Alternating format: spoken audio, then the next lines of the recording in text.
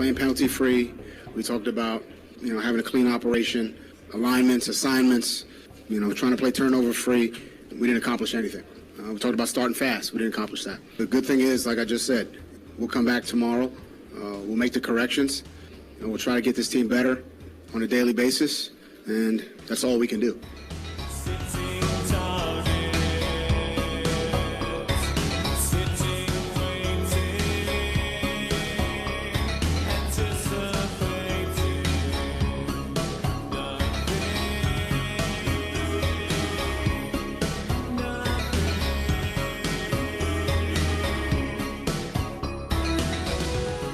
Man, just the state of the team right now.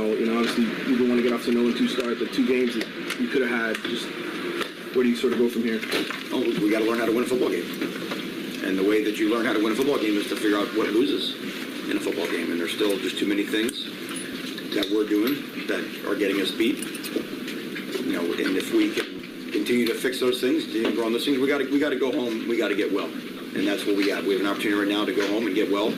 And learn how to win a football game. We've talked about it all the time, is that when we get it all sorted out, we have a chance to be a good football team, but right now, obviously, we don't have it figured out yet. Just to be number one. Number one is a hard time in the making. Don't give. All right.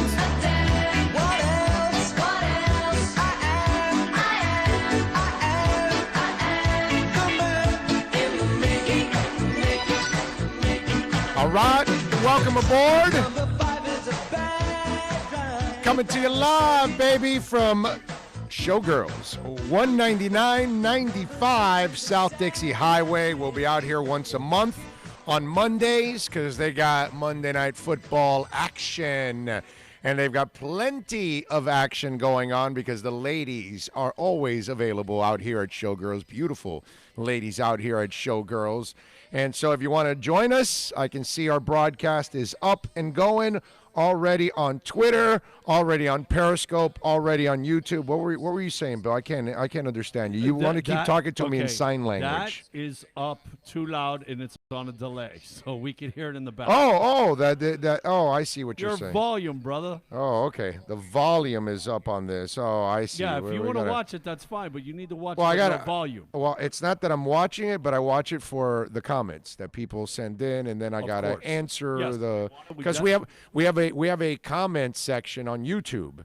So you can go to our YouTube page, Big O Radio Show, follow it, and subscribe, follow, and then you can catch all of it. And we got our beautiful banner above us, our second show that's coming your way. A lot of you have asked me over the years, you got to do a music show. You got to do a music show. Well, that's coming. And it's going to be called The Sound Check. And so we got the banner behind us just to promote a little sound check. We got a beautiful banner for the Big O show that's coming. We got a beautiful tent. We got a beautiful website that's coming. It is all being created. We got our mic flags today. Everything moving up in the world. Growing by leaps and bounds. Every single day. And I can't thank all of you out there for downloading. The downloads have been through the roof, and we really, really appreciate it. And we've got sponsors stepping up left and right, people that want to be a part of this program, people that haven't even ever been a part of our program are now part of it, like Ryan Shantz, by the way, at CBD American Shaman in Coconut Creek, which I do want to remind you that they are a proud sponsor, and already some of our listeners went on Saturday to buy products already. And for me, man, the bags are getting lighter and lighter every single day, which is crazy. It's amazing that underneath your eye, it's actually like flesh color, not purple. I know, it's right? Incredible. Because if you look at pictures in the past, go look at the bottom of my eyes. I've always had bags. It's just, hey, man, it's life, dude. I've worked my ass off and haven't necessarily slept the way I should. And so I've had bags forever. And that CBD oil is actually knocking them out and making it lighter and lighter. I've only used it for 2 weeks. And it's making a huge difference, man. So thank you for the listeners out there that have gone over to go see my man Ryan Shantz at CBD Coconut Creek, which is the website, cbdcoconutcreek.com. And they're over at 1311 Lions Road in the Lions Plaza. If you need CBD and the strongest CBD on the market, you go there. I'm telling you. You guys know I wouldn't mislead you. We'll be out there September 26th, yes, Thursday. Sir. Thursday, September 26th. We're going to be out there the last Thursday of every month. We'll be out there in Coconut Creek. And we'll be out here once a month to promote their Monday Night Football action, which tonight they've got 2 games tonight. So it's Texans and Saints at 7:10, and then the Broncos and the Raiders at 10:20. So we've got 2 of those games going on. Donald Bentley on Yahoo says it was brutal yesterday, and it was. And look, we got a lot of things to talk about today on the show. One of them is obviously the Dolphins. The other one is the Hurricanes. And then we've got a bunch of other things to talk about in college football and the NFL that went over the weekend. And I get it. I understand. And folks, if you want to send in a text anytime to the show, 786-322-1105. That's 786-322-1105. So let's go over what happened yesterday. And here's the thing. What I love is I think most fans kind of understand what's going on. And look, I get it. The media wants to stir it up. It's boring to talk about bad football. It's boring to cover bad football. I think it was Barry Jackson that put out a tweet like, "Are you seriously ready to watch this for 15 more games?" And see, I get it if you're a member of the media and you got to walk into that locker room every day. You got to write game stories, the preview of the story, the game story, post-game, and it's all going to be negative. I get it. It's going to be boring as hell. These routes are going to be – I told you there were going to be routes. I told you for months that this Dolphin team was going to be terrible. I told you for months that this was going to be a bad team, that it was going to be 2 or 3 wins. Once they made the last wave, I told you it was a winless team, that if they get 1 win, it would be ugly. Okay? I was telling Steve Calabro, the casino manager at Hialeah Park, he's got season tickets, and he goes, I think they'll be all right. I think they'll hang in there. There'll be 4 or 5 games. I looked at Steve and I said, Steve, I don't think you realize how bad this football team's going to be. And I think some of you out there, and I think it really is the members of the media more than anything else, they probably thought they would be more competitive. Not me. I don't expect them to be competitive. I told you this was about individual accomplishments. That's what you're going to focus on the entire season. Collectively, this team will not accomplish squat. They won't win a game this year. And if they do, it's that lucky game that a couple bounces went their way. Ryan was hot. The receivers were hot. The running game was going. Special teams, they made a play or 2. They're not going to win a game this year. Okay? But what I do commend is that on Twitter, I'm getting a lot of fans that understand it. On Instagram, I'm getting fans that get it. On Facebook, I'm getting fans that get it. Very few are really complaining. And for those that want to complain, okay, I can't talk to the media about this. Do you know why I can't talk to the media about this? Because they don't care about the Dolphins. They're objective, and they only care about what's going on and what they're covering. And so it's bad. So they think they did something wrong. You know what was wrong? For 20 years, you've been buying free agents and telling everybody that you're close. For 20 years, you hype it up after you sign Brandon Marshall and Carlos Dansby and Ndamukong Suh, and you trade for Culpepper, and you sell all this garbage. Okay? All of this garbage, you sell it. And then in the end, you flop on your face at 5-11 and 6-10 and 7-9 and 8-8. And every 8 years, you pop into the playoffs with a 9-7, 10-6 record, only to get spanked because you really weren't worthy of the playoffs. That, my friends, is embarrassing. I don't know about you, but I was embarrassed as a Dolphins fan watching the garbage and the stupid-ass decisions the last 20 years. So you're pissed off now and you want to complain to just complain. But wait a minute. The same people that were complaining were the same assholes that were actually saying, let's suck for luck. You wanted to suck for luck, right? Well, they're sucking now. They're sucking. They got 13-plus picks next year. They got 4 first-rounders the next 2 years. They got 4 second-rounders the next 2 years. They got 3 third-rounders the next 2 years. That's what you want. You know what I tweeted out and put on Facebook? All right, Dolphin fans, good morning. After a tough day yesterday and a 59-10 defeat, all is not lost. And I put a Tua picture there for you. Because that's what it's about. That's why they're doing all of this. So, unfortunately, we have to live it. But I'd rather try to suck than try to win and you suck. How about that one? Is that what you like the last 20 years? Where they're actually attempting to win, trying to win, and then they end up sucking anyways. And you know what I love about the whining and the complaining little bitches out there from the media and some of the fans? So if they would have kept some of the players, 4 wins would have made you happy? 6 wins would have made you happy? Oh, you're pissed because it's 0 wins. Do you realize that you're more productive to get 0 wins than 6 or 7 that puts you in the middle of the draft again? I mean, come on. Yes, it's been like that. You've been in loser's abyss forever. I'd rather try this.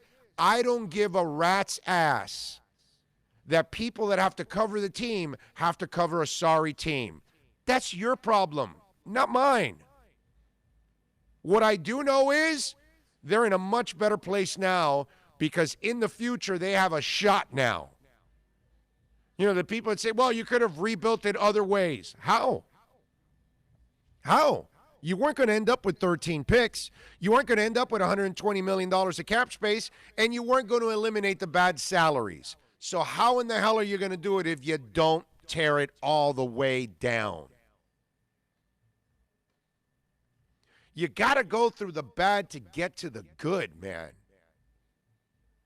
Okay? Right now, Bill and I and Carlos are starting a business here, and it's not easy, man. We're grinding every day. Bill is learning all of this stuff and doing a great job in putting it all together and editing and everything that comes with it, and it's a lot of work. A lot of work that we're putting together. But we're doing it because we love what we're doing. People are responding. Sponsors are responding. And I think everybody's going to end up benefiting from it. You guys benefit from it as listeners in a big-time way.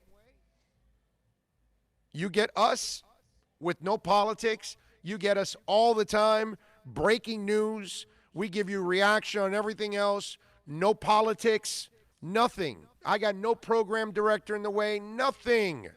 This is awesome for the listener. This is awesome for the sponsor. We can be everywhere now. So we're doing it this way in this format. But it's not easy. We're building this thing. And we're learning along the way because we are making mistakes. Okay? In fact, the last couple of broadcasts were kind of low in the technical issues, and hopefully we fix those today. And we sound a little better and we sound a little louder. That's kind of part of the game. So, that's one of those things that when you look at it, it's a situation that they're doing the right thing. It's painful. It sucks. We can't see. We can't. You know, we gotta deal with it. Unfortunately, you know. But in the end, you're going to be better off as a fan base and as a team when you roll around the draft next year, and they are picking Tua.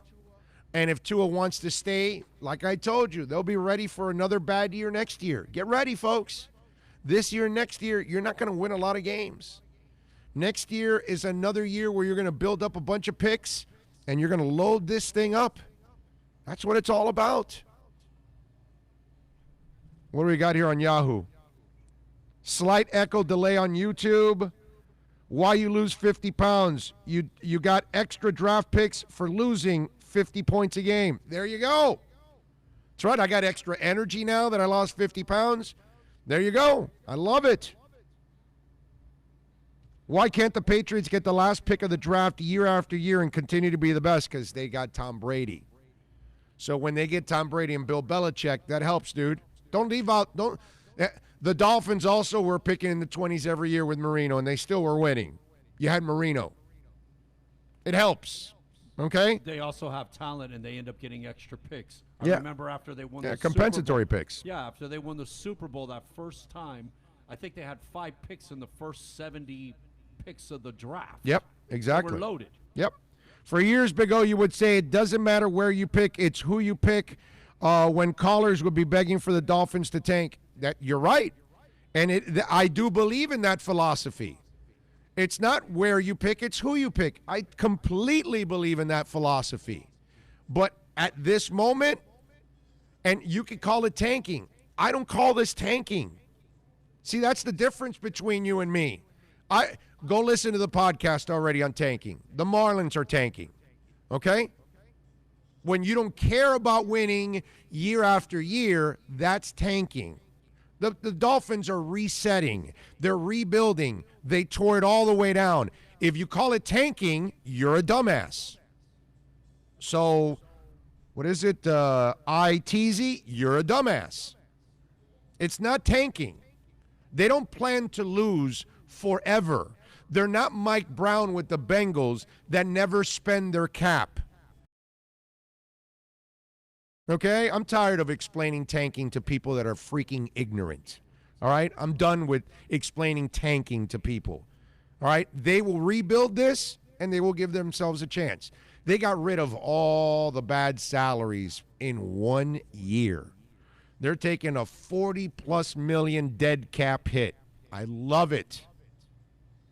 You cannot continue the cycle of paying players that don't deserve to get that money and then are killing your cap. He tore it all the way down, and I'm talking about Chris Greer.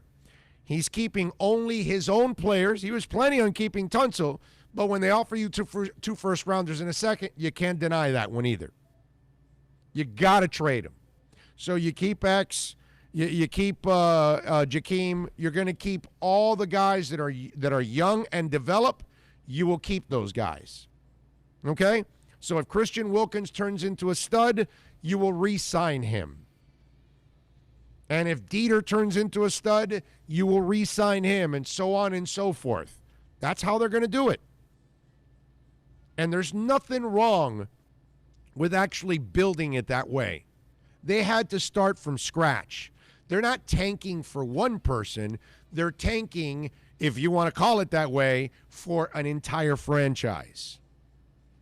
So when you want to reset and rebuild from scratch, this is what you do. You tear it all the way down. You get rid of all the bad salaries. You get rid of all those terrible contracts. You open up all that cap space, not to go buy free agents, okay? All you're going to buy next year are guys that are 1-year Band-Aids to help you out and get by again next year. You're going to draft a whole bunch of guys and then eventually start to re-sign your young guys over the next couple of years. That's how you're going to build this foundation. And hopefully they hit on a quarterback. But the way they were building it wasn't going to help.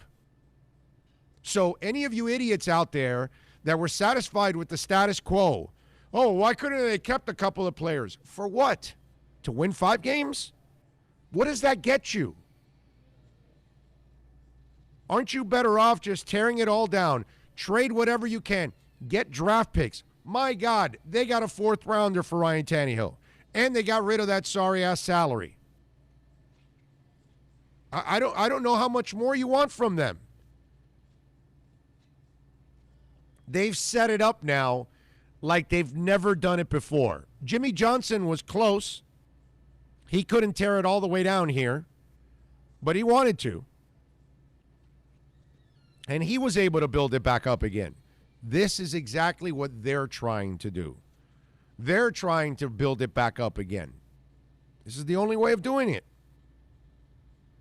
We were stuck in that 6, 7, 8, 9 win mode, and we couldn't get over the hump. Right. Because of the way we were spending wrong in this. And, yeah, you got to kind of go backwards to get past that middle of the ground, to come out on the other side and actually maybe be a team that not only gets to the playoffs, but goes somewhere when you get there. Alfredo Garcia on YouTube is asking me, why trade for Rosen, though? Some of you out there, you need to listen to the podcasts. We have a bunch of podcasts, and I've already explained this before on the Rosen thing. Again, you got to open up your mind here. You got to stop being closed-minded. This is genius on his part. Here's the thing. They have not given up on Rosen. They have not given up on him at all.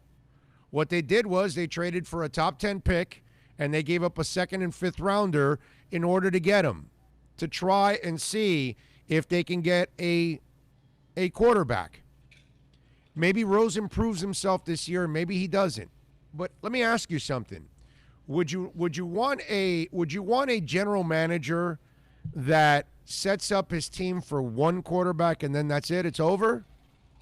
Or do you want a general manager that says, I'm going to trade for a quarterback in the draft, okay? Top 10 quarterback that I can get for really cheap money and no price. 2nd and a 5th rounder for a top 10 pick? Take it. What I thought was the best passer in the draft last year anyway. So they traded for him, right? And then he says, well, if Rosen works or doesn't work, I'm still going to set this team up for quarterbacks over the next 2 years. We're going to tear this thing down. We're going to be really young. We're going to take our lumps. We're not going to win a lot of games, but we're going to build a foundation from the ground up. We're going to get as many picks, as many young players, and we're going to set ourselves up that if Rosen doesn't work out, we're still in position for Tua. And if Tua doesn't want to come out, we're in position for Tua and Trevor Lawrence the following year.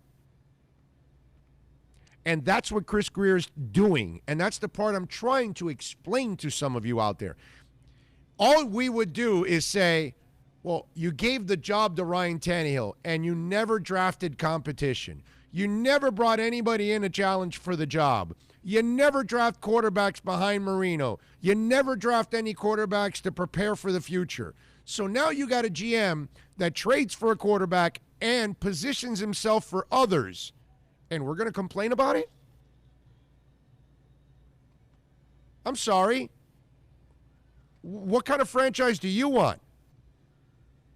Because I want one that does this.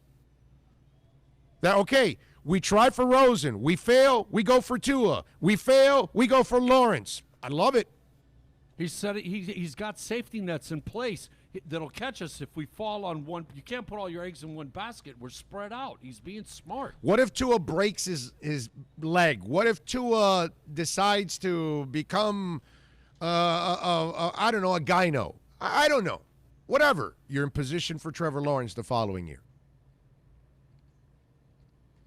I have no idea. What if Rosen balls out this year, even under the worst situations, that you walk away and you say, hey, Rosen's pretty good, dude. If you get some more talent around him, he's going to be fine. We don't need a quarterback. You know what he's going to do? He's going to still draft a quarterback. It may not be in the first round, but it might be in the second, third, fourth rounds.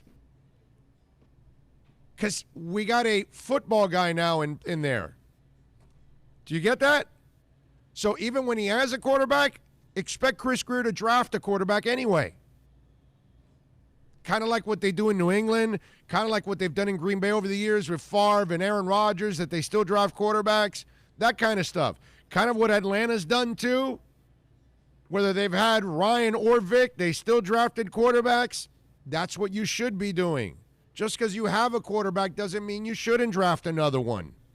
Wow, what a concept. Again, we had a podcast about all of this. If you haven't heard some of the past ones, you need to go check it out because I have explained thoroughly what the Dolphins are doing, and I think I've been 100% on point throughout the entire offseason on what they're doing. No Jalen Hurts? Right. Well, I mean, I haven't talked to the pros yet, but I'm not convinced yet that Jalen Hurts is a pro player yet. No, granted, he whooped up on 2 crappy teams, but I mean, but it's hard to argue with what that guy's doing in Oklahoma. That's what I'm saying. He whipped up on 2 teams that he's supposed to whip up on, but that's the point. He whipped up on 2 teams that he's supposed to whip up. Yeah, and the midget did well yesterday for Arizona. Yeah. The Oompa Loompa was he was all right. I mean, he was terrible for like 3 quarters. He learns fast. But then that 4th quarter, it kind of it kicked in, and he made some plays. The difference between the first half and the second half is he stopped going for like the big play, and he started to just get the consistent play, and then he started to move the team down the field. If it was open, he would gun it, but if not, he started to realize, hey, maybe I shouldn't keep running around back here and losing yards. Let me just get rid of the ball. You know, maybe I don't need to go for that guy that's like 20 yards down the field. Let me get this guy right here, just get the first down, and then keep just moving the chains. So he's little by bit, he gets it fast, though. Yeah. By the way, they just gave us the list for lunch. Some of the specials, if you want to come to Showgirls. They got a garbanzo chorizo rice soup. They've got conch fritters with a tangy dill sauce, apple pie chocolate lava cake. Are you kidding me? An apple pie or a chocolate lava cake? So yeah, that was. Wait, is it an apple pie that is also a chocolate lava cake? Or is it an apple pie, or you can get a chocolate lava cake? Right, it's either or. Okay. But you can combine both and just. You know. I was like, yeah, like, how would you even make that? Yeah, exactly. I mean, listen, when you walk into Showgirls, you'll see one girl on the stage and you'll see another girl on the stage, and trust me, you'll want to combine them. 786-322-1105. If you want to get in on the text line, that's 786-322-1105. If you want to get in on the show, plenty of folks have been chiming in on the text line. And remember, whenever you're listening to this podcast, you can send in a text. We answer the text all the time. As one guy sent in, trust the process. I'm going to trust the process because I'd rather take this trip with the Dolphins than the one that they've been suckering some of you, because here's the funny part. I'll give you something funny. For almost 20 years now, right, Dolphin fans text me, tweet me, walk up to me, call me, fax me, whatever's been going on for 20 years, right? Because remember, we're still using faxes probably 20 years ago. So you guys ask me, well, what do you think the Dolphins are going to do? And then I tell you, they're a 6-win team. They're a 7-win team. They're an 8-win team. You know, I just don't think they're a playoff team. And then you get mad at me, right? And you're, oh, well, he's negative. But if you check the last 20 years, no, I was just really, really accurate, right? And because the blind-ass fan thinks it's going to be 11, 12, and 13 wins every year. I mean, what was it yesterday? Was it Channel 7 or Channel 6? I forgot which one of those Sunday shows. And they went to one, a moronic, blind-ass fan that thought they still were going to win 8 or 10 games. It's just, it's just stupid thinking. Did they not watch the football game yesterday, man? No, it's just that I feel there's and every fan base has this. It's a percentage. It's like 10 or 15% that they want to lie to themselves. Because deep down inside, they know the team is not that good, but they want to lie to themselves because they think they're going to convince somebody else. And you're really not convincing anybody. You're really just looking stupid. But anyway, this is what's happening now. I tell you 2 or 3 before the last purges, and you're telling me, no, I still think they're 5 or 6 wins. Because now you've lowered your standards from playoffs to what I used to think about them. Right? And then in the last purge, I told you they're a 0-win team.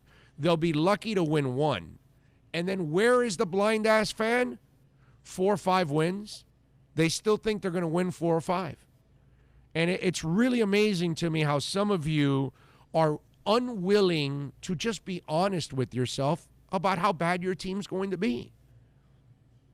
Because every time I would tell somebody that they're barely going to win a game, even when I told them it was 2 or 3, they were like, no, man, you're crazy. It's like they refuse to actually want to believe the truth. It's really amazing. But that's the truth. You're going to lose a lot. But there is a rhyme to the reason now. Instead of accidentally going 1-15 because you thought you were going to be good and then you end up being bad, and that 1-15 team was a bad team. And yet we still had people thinking that they were a playoff team. Why? I have no idea. Oh, where would you put Baltimore as far as like the pecking order of the league? They're probably bottom playoff team, right? Right. 10. Yeah. You know. Yeah, they're a wild card. Number 4. They're a wild card. Obviously, we got. And Lamar looked great yesterday because he played a bad expansion team. That's all. He's not going to look like that against real defenses. He's not going to have windows like that. His receivers aren't going to have that kind of separation. He basically played a game back in Louisville where he could just take advantage, and it was such a sorry team. At one point, he was the single greatest quarterback that ever lived. Right. Like, there were just certain throws that he was just making it, like, it just boggled your mind. Like, how he was hitting guys dead on target just behind the secondary. And he threw some beautiful passes. He threw some gorgeous passes, but it was insane. He couldn't miss. The one he flicks that he just dropped it right in, that was really nice. It was That's nuts. when Really, he really was nice. 7 of 7 for like 180 yards and 3 touchdowns. Right. Yeah, it was like, Right. what? Like, it wasn't the consistent ones that were just getting you. It was like all of a sudden he would just like turn out to the outside and bam, he would hit like some guy like 15 yards on the field. And you're like, oh Lord, it's gonna. I remember Michael Vick came here one day and did that too. Right? There was one where the receivers coach for the Dolphins, Jefferson, he was running to his left and just flicked it. And it was like a 40-yard, 50-yard flick to him, and it was just. And that day he may have missed 3 times in the entire day. He was just on. It was one of those days for him. Every corner was biting. Right. Every guy was missing the ball on double coverage. Like, it was just bad. Yeah.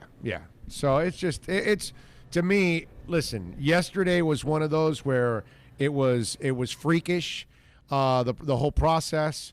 But he was playing a really, really bad team. And the Dolphins, that's what they are. They're a bad expansion team. But anybody that's surprised with this, you're not paying attention. You're really not paying attention. And to me, I think that some of the media members are also they weren't paying attention. They didn't really realize what the hell's going on here and what they're trying to do. I'm still waiting for the revolt, by the way, after trading Laramie Tunsil. And what's the latest from Pro Football Talk? Oh, players are asking their agents to get out of here. What a ridiculous report that is. So you get a call from one agent that his player's unhappy, and now a whole bunch of players are asking out. They have no veterans left. Young guys aren't asking their way out. That's like the whole revolt thing. And I'm not saying Beasley was wrong on his report. I'm sure somebody told him, oh, yeah, no, man, we're not going to be happy. And then he took it that way like, oh, well, players are going to revolt. And no, they're not. That's the business, man. And if a player looks at another player and says, man, they gave up 2 first-rounders and a second for Laramie. And if they look at each other and say the team was stupid for doing that, they're morons. Okay? They're short-sighted. They're ignorant. They have no idea, no concept of what's going on.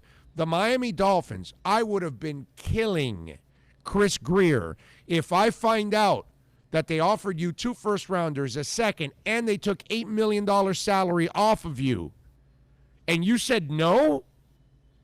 You mean they offered you more than what they got for Khalil Mack And you're going to say no. I like Laramie Tunsil a lot. I think he's going to be a hell of a player for a long time to come. He's not Khalil Mack at all. Now, you give up 2 first-rounders for Khalil Mack, and you're the Dolphins. I'm not complaining. I'm like, okay, I get it, dude. Generational defensive talent, young. You're going to have him for the next 5-7 years leading your defense. That's a great trade. I get what they're trying to do. They traded for a young free agent that they can build on for the future. But you trade for Laramie Tunsil, 2 first-rounders a second, I would be killing you. Oh, I'm sorry. Wait a minute. You traded 2 first-rounders a second, and you took in an $8 million salary for Laramie Tunsil. I would be sizzling Chris Greer right now. Okay? Whatever ass he's got, it's gone, because I would have chewed that off. Okay? His butthole would have been right in the back of his head by the time I'm done with him.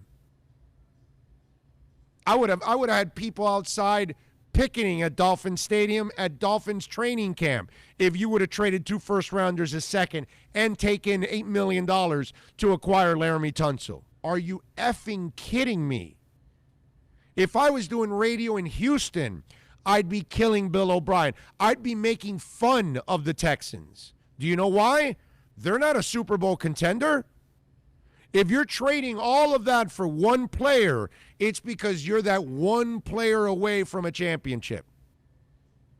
And where are you going to tell me the Texans are one player away from a championship? You're kidding me? Dolphins are doing the right thing. It's painful. I get it. If you got season tickets, okay, there's a part of me that says, I feel sorry for you. And then there's another part of me that says, watch Airplane and check out the point and counterpoint segment. Shayna, they bought their tickets. They knew what they were getting into. I say, let them crash. Okay? Because if you bought your tickets and you didn't know what was coming, I feel sorry for you, man. You're not a very realistic fan. I knew they were going to suck this year. I knew it was going to be terrible. I could see the writing on the wall. And I love every moment of it. I'm not in for tanking. I'm not in for what the Marlins do. But I am totally all in for stripping down a team and rebuilding it from scratch. That's basically what the Heat did in 2008, 2009 to lead to 2010. They had it stripped down so they can acquire as much cap space as possible to fit in all those guys. Sure, they had Wade. I get it. And Miami has Xavier Howard, and they have Jakeem Grant, and they've got a whole bunch of young guys on this team that they're hoping they're a part of the what's it called? The foundation. The transformation. Yeah, the foundation of this future. They're hoping too. All those young guys, the young guys they drafted, they're hoping Kalen Ballage is part of the future. They're hoping Mike Gesicki's part of the future. They're hoping Preston Williams is part of the future. Just like the Heat. Same thing. It's a different way of doing things, but the Heat also tore it all the way down. Now, they were able to make the playoffs in 08 and 09, okay, because they did have a superstar still to build that foundation. And in basketball, you only need one star to get in the playoffs. But they were doing a Dolphin-like playoff trip. You know, the Dolphins win 9 or 10, 11 games. They sneak into the playoffs, and then they spank them and send them home because they really are not a quality playoff team. They're just a happy-to-be-here playoff team. We're happy to be here. We're excited to be here. We haven't been here in 8 years. We're so excited. That's all. That's what the Heat was doing. Same thing. It's kind of the same. Pieces, things were a little different, but overall the same. Didn't that one year Wade got that little injury or something like that, and it was questionable, and we shut him down, right? Everybody, they shut you down when they got right? the Beasley deal. Yeah. They tanked. That was a tanking thing for that pick. There They was tanked. like 20 something games left, right? Yeah. Everybody, you had a hangnail. They put you on the IR. No, I remember that. Yeah, they did that. That was a short tanking thing that they did that. But this is a complete rebuild, man. Tear it all the way down. And I'm sorry if you think it's a good thing to keep around overpriced veterans. That's not the football team I want. And if you think that trading away your draft picks is a good thing, that's not the kind of football team I want. And if you think not trading for quarterbacks is not a good thing, that's not the team I want. And if you think not setting yourself up for 13 plus picks next year in the draft, which you will roll some of those over into 2020 for more picks, if that's not the team you want, then I can't agree with you. I'm sorry.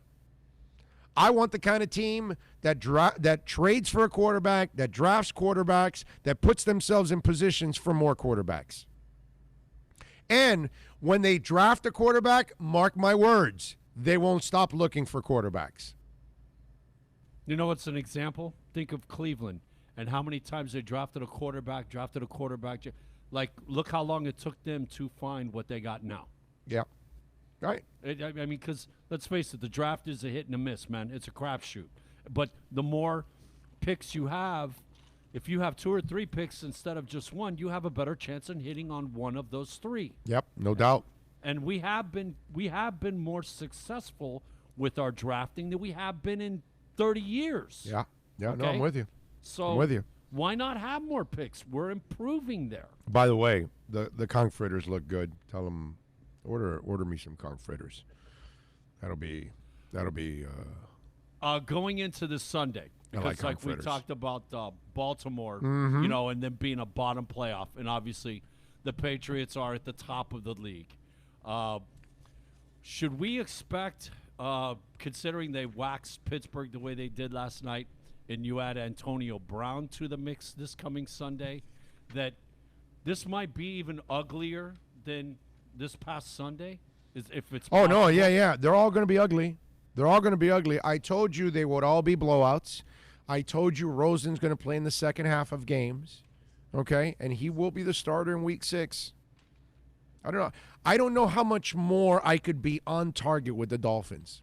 I have no idea how much more I could be on target with the Dolphins.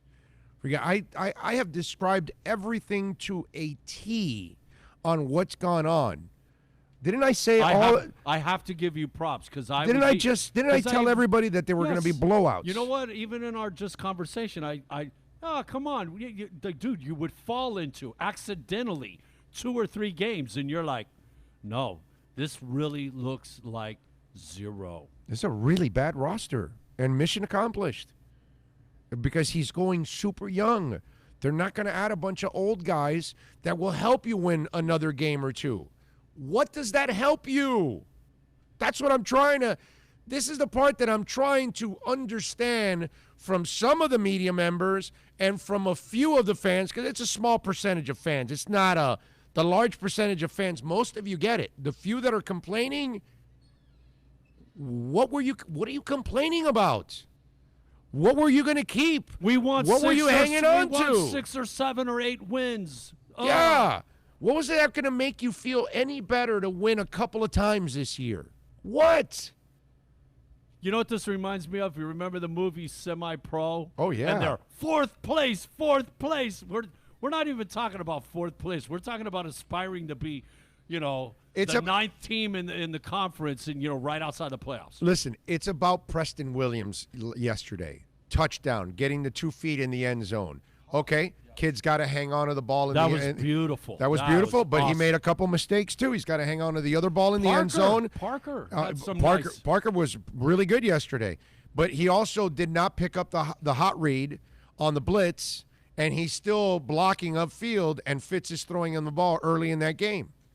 And that's youth and inexperience and all that. And you know what I love about all of this is then people are writing articles and talking about communication. Well, you just brought a bunch of people together and you're talking about communication. The communication sucked. I expected the communication to suck. What, did you expect the communication to be good? Now, let me ask you something. We keep wanting to put Flores in a corner. Just admit to us you're tanking. Admit to us you're tanking. He's not going to say it. That's not his job.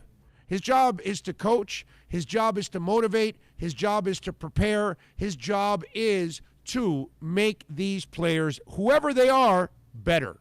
Now we're going to find out if he's any good at that. That's it. That's his job. He knew they were going to tear it down. He knew it. So there's nothing new here. We're not breaking any news.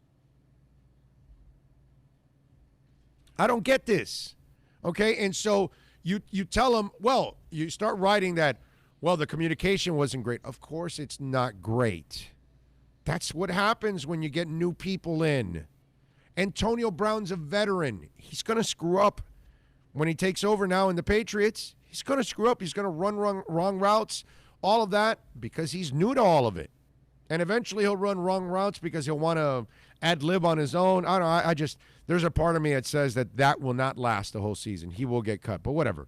They don't need him anyways. They'll win the title with or without him, okay? And the best part that the Patriots did was, you know why the Patriots did this, right?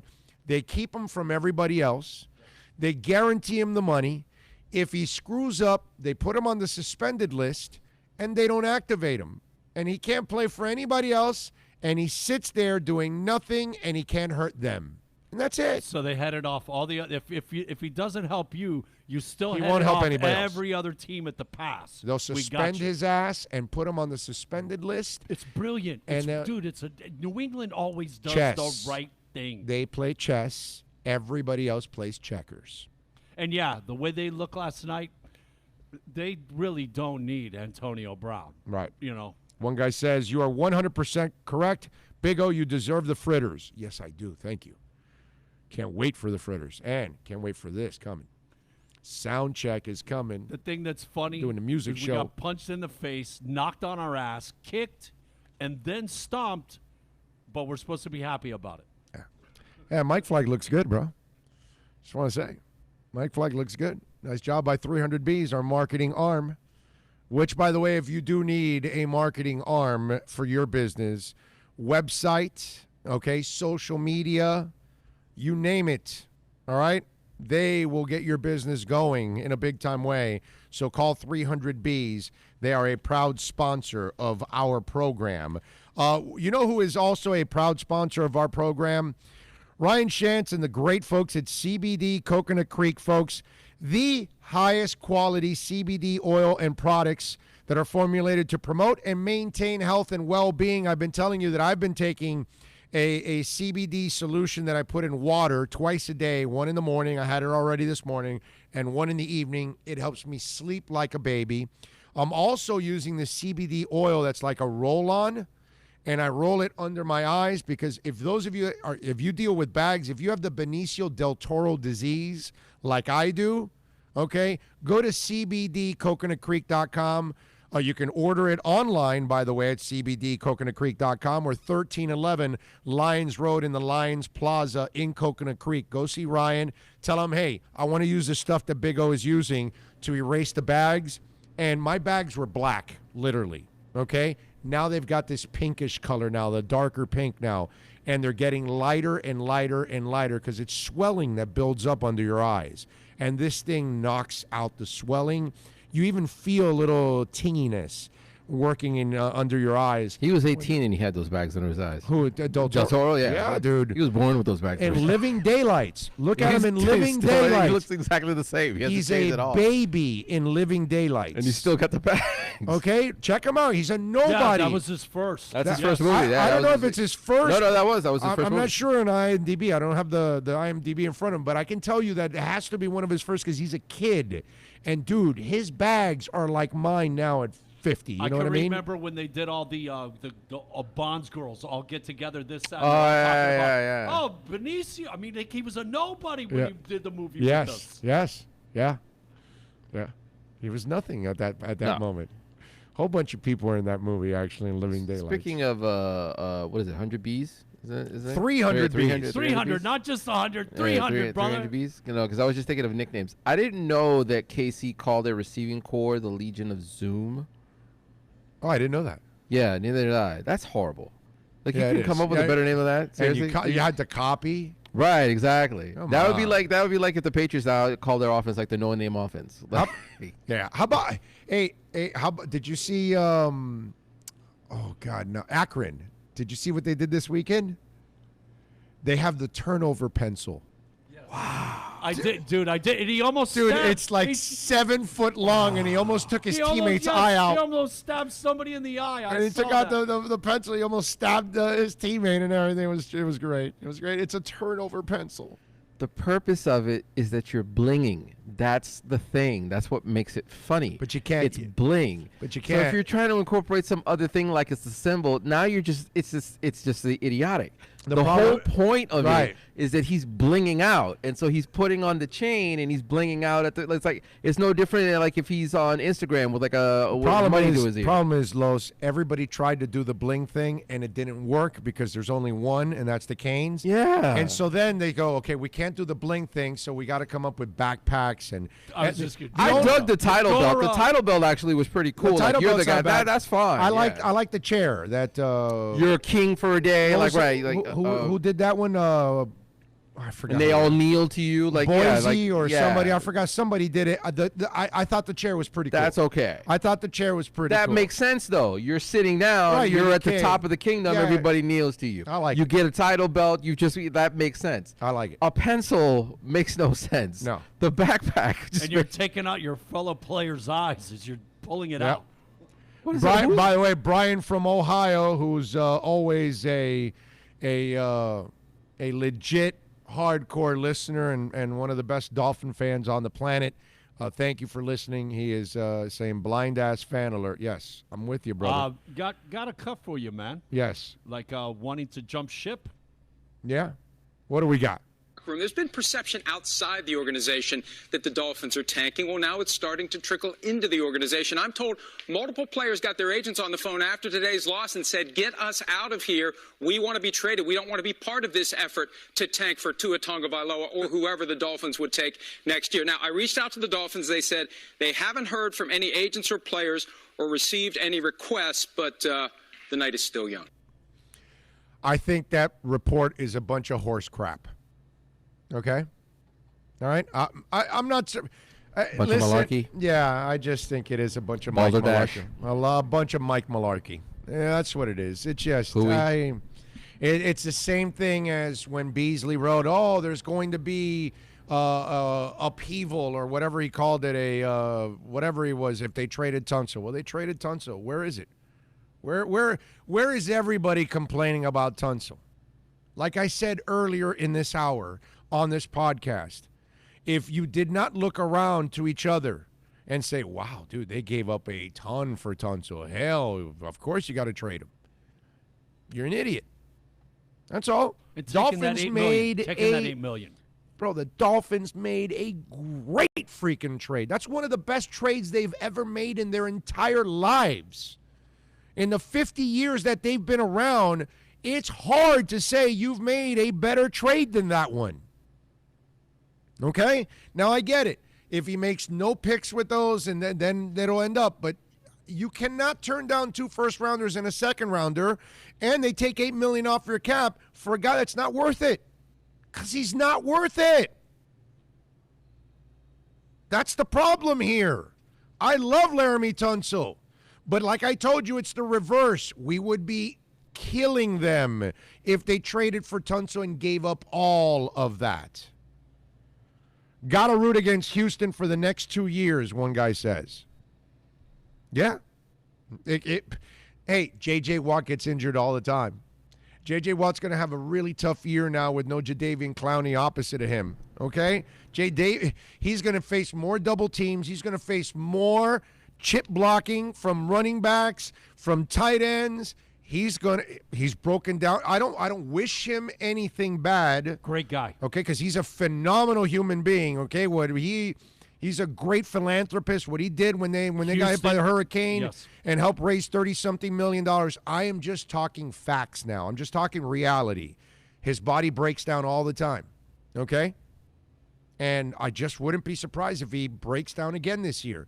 And if he breaks down, where does that defense go? You know what I mean? And Deshaun Watson hasn't been the healthiest cat in the world either. So hopefully he suffers no injuries either. And let me tell you something. He scrambles a lot. Left tackles don't help you when you're scrambling. Right tackles don't help you when you're scrambling. He ends up running into some of his own sacks. Okay? Jimmy Garoppolo did not get injured and out for the year because of his offensive line. He chose not to go out of bounds and take on a tackler, and he paid the price. Deshaun Watson better learn quickly on not taking any punishment. So we'll see. I love what the Dolphins are doing, man. 786-322-1105. Hey, Big O, my name is Jose, or you can call me JP. Taking you and your word as the Dolphins' record this year. As longtime fan, what is my incentive to see this team this year and forget about spending money to go to them live? I can't take this form of masochism. Hey, listen. At least you get to see a really good team. The other side, you know what I'm saying? Yeah, it depends on who it is. We're going to make every team look good. See, here's the problem with some of you out there. You've got to change your thinking. I keep telling you this. Hey, you're watching pro football. Yeah, you're watching pro football, but you're watching, hey, is Preston Williams going to be better this week? What do we have at the end of the year? Did Devontae Parker stay healthy all year and develop? You know, did Mike Gesicki showed you a little something yesterday? It was a better start for Mike Gesicki in game one than it was game one last year, right? So what if Mike Gesicki comes back this week against New England and has another good week? I don't mind. That'll be pretty good. That's what I want to see. What if Rosen comes in this week against the Patriots in the fourth quarter and plays well? Okay, now it's an improvement from last week. These are the things that I'm looking for individually. I was blown away at the fact that somebody came to the bar in a Gesicki jersey. Oh, really? I actually got Florida. Like, what? Really? Are you a member of the family? Right. Like, are you just following him? Like, where did that come from? You know what? He might be Penn State. No, he's a Penn State guy, so he bought a Dolphin Gesicki jersey. Okay, that could be. I can see that. That could be. Or he bought a pick that he thought was going to be a really good player, and still could be, man. I'll tell you what I saw yesterday. This whole thing.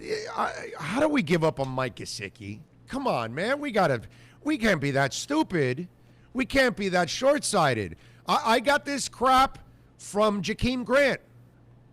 After he had a terrible rookie year and he dropped a bunch of balls, I tried to explain to people, the kid caught 90 in college. It's a rookie. He came out of a small school, Texas Tech. He's not in Alabama.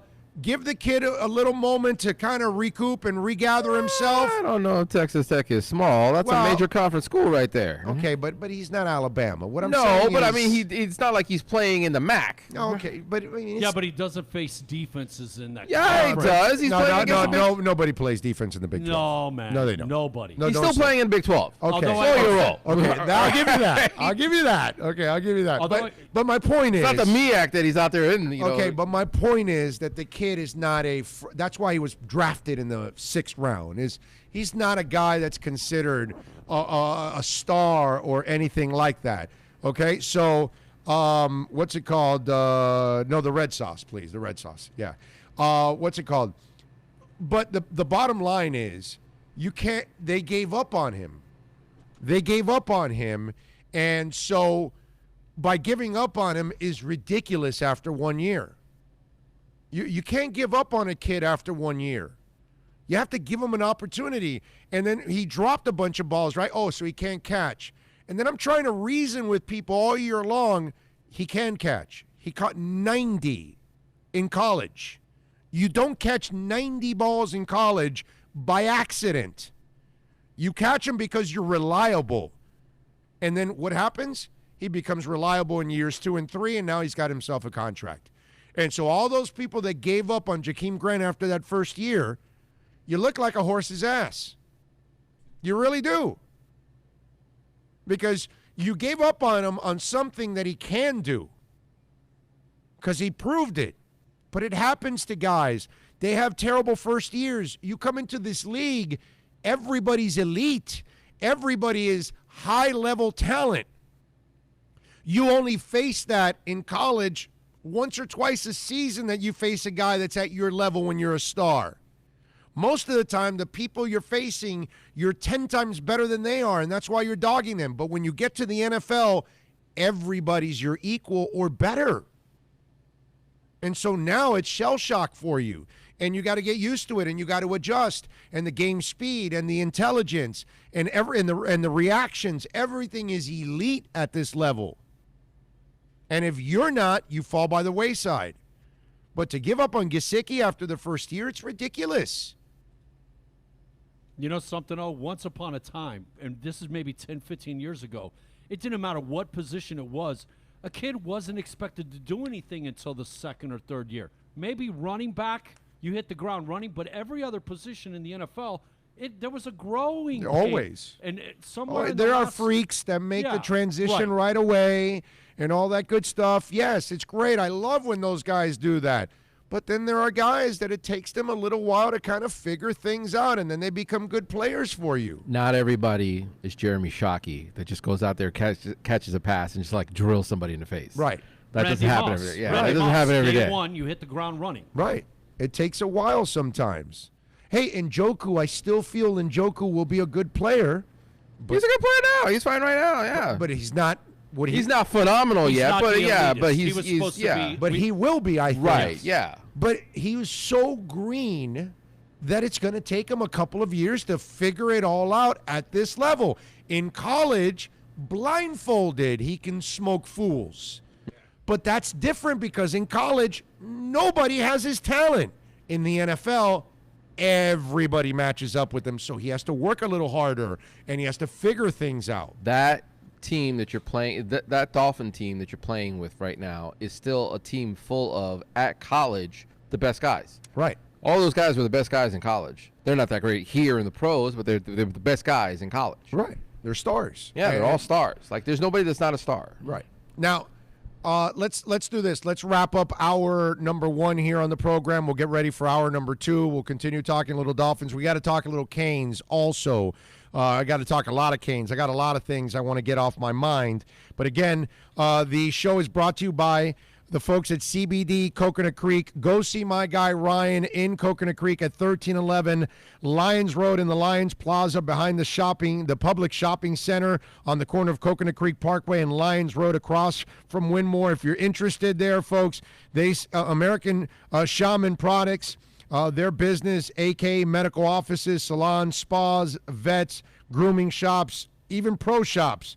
Telling you everything. They've got all kinds of products there. They will help you, anybody in your family, your pets. Call them, 954-366-6574. That's 954-366-6574. Tell them that Big O sent you. And, of course, you listen, if you tell them that Big O sent you, they will take care of you over there at cbdcoconutcreek.com.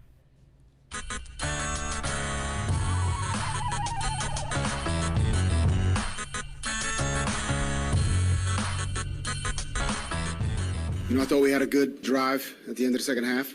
I thought we were moving the ball, getting some plays in the pass game in the first half. I think we can build on that. But aside from that, we didn't play well. We didn't play well. Too many penalties. I thought he did well trying to move this offense. I thought he made some throws. We got some explosive plays in the first half. You know, we had a couple drops. That could have been bigger plays. Yeah, I thought he played. You know, he had the turnover, which we don't. It was a bad decision there. We got problems, offense, defense, and special teams. So we'll try to fix them all. Schematically, from a personnel standpoint, you know, we'll try to fix them all and try to put our players in the best position to win. And we got a lot of work to do from that standpoint. I don't worry about that. We got the guys we got, and we're going to coach them. It's our job to coach them. It's our job to get them better. It's our job to put them in positions to, you know, to play well and make plays, and that's my job. So I'm not getting into, look, I'm not an excuse maker. I never have been. So put that in the excuse bucket, and, you know, you can kick it to the curb because I'm not into that. It was kind of startling how they kind of jumped out 17-3, scored so easy on the defense. What was kind of going wrong early defensively for you guys? Well, our communication in the secondary, and we were just cutting guys completely free, just giving them free offense, which is just something we have prided ourselves on not doing. Once we settled down, there was a large segment of the game, really in the middle part of the game, where we were dominant, and then we lost our edge in the fourth quarter and allowed them to score there at the end. And especially going into this environment, being on the road and coming off of a bye, and just that game sharpness, just being ready to play, from the jump from some of those guys. And then, like I said, once I settled down, they were okay, but the damage had been done. Well, everything affects everything else. So if you're having issues, in the back end, and as it change away a little bit, that you're operating on the front end with your fits for the run game. I thought our fits for the run game became loose as the game went on, and I don't think we stopped the run in the fourth quarter the way that we had in the second and third quarters for sure. Really in the first three quarters, I think they had like 36 yards rushing going into the fourth quarter. I don't know what they ran for in the fourth, but it was way more than that. So there's not a guy. Look, I mean, and it's very similar to a week ago. They're competing, they're playing with toughness, they're doing a lot of things that we asked them to do, but there's not a guy in the locker room right now, coaches included, that can't do more and can't play better than our coach what we're doing right now. There's no doubt. In the last drive, giving us a chance to tie the game right there at the end. I mean, it's coming. The whole thing's coming. It's just right now we got to go through some growing pains, which is aggravating, and it's not okay. But the signs are there. Jaren, his performance, I think he finished with 28 or 30 completions. It just seemed like he was really in a good rhythm. Yeah, I mean, Jaren did a good job. I thought you could see the growth of our offensive line from week 1 to week 2. I thought he had a lot of clean pockets to throw the ball in, and guys were making some plays down the field. We scored enough points to win the football game tonight. There's no doubt about that.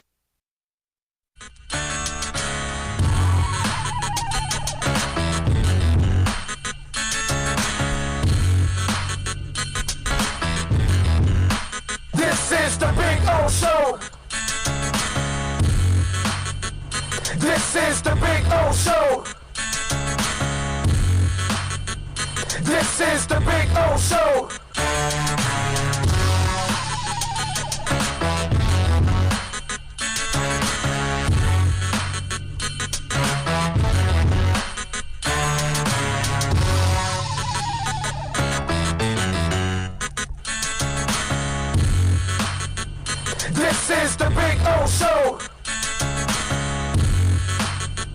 This is the Big O Show.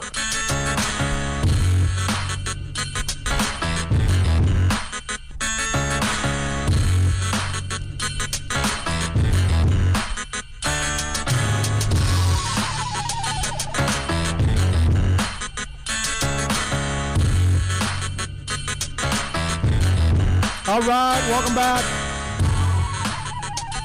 Second half of the podcast. We're out here at Showgirls 199.95 South Dixie Highway. We're in the back in the Miami Skyline Lounge. So if you want to come on back here, you can join us. You can sit down and listen to the show, all that good stuff. Or you can be on the other side where the ladies are naked and dancing. And I don't blame you if you want to be on the other side where they're naked and dancing. We should be out there, but obviously it would interfere with the music being played for the girls, Yeah, no, although I've done shows in the middle of strip clubs and loud. You're not bad, but I don't think your voice in this inspires a girl to drop her pants. No. Did you tell them how to get here? Huh? Did you tell them how to get here? Oh, right off the Turnpike, Caribbean Boulevard, and you whip around. We're right there. Yeah. Right there. A couple blocks right off of Caribbean Boulevard and the Turnpike. Literally. Right off of it. So, yeah. So, come on by. Join us. Actually, driving down the Turnpike, you could see Showgirls from the Turnpike. Oh, yeah. You can. You're right about that. And they're going to redo this whole club, too, coming up. Like the inside and outside? Everything. Yeah. What, you mean like gong the whole building and No. But they're going they're gonna gut it. Yeah, they're gonna do some really nice stuff in here.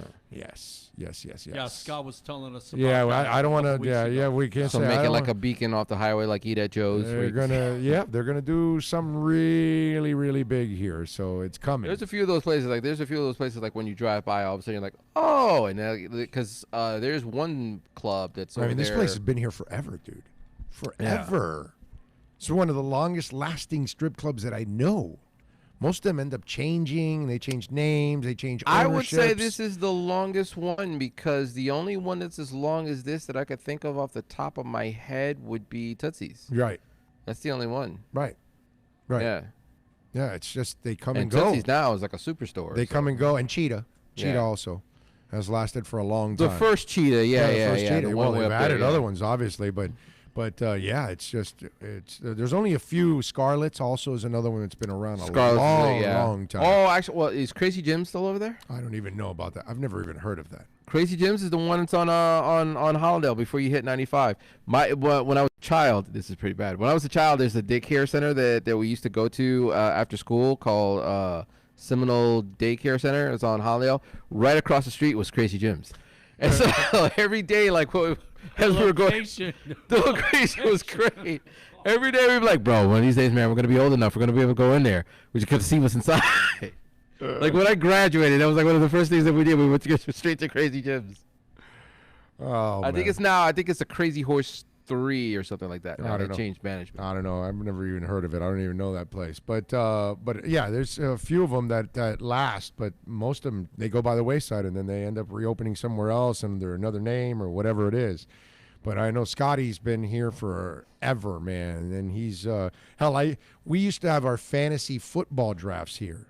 We did it for Did you do that this year?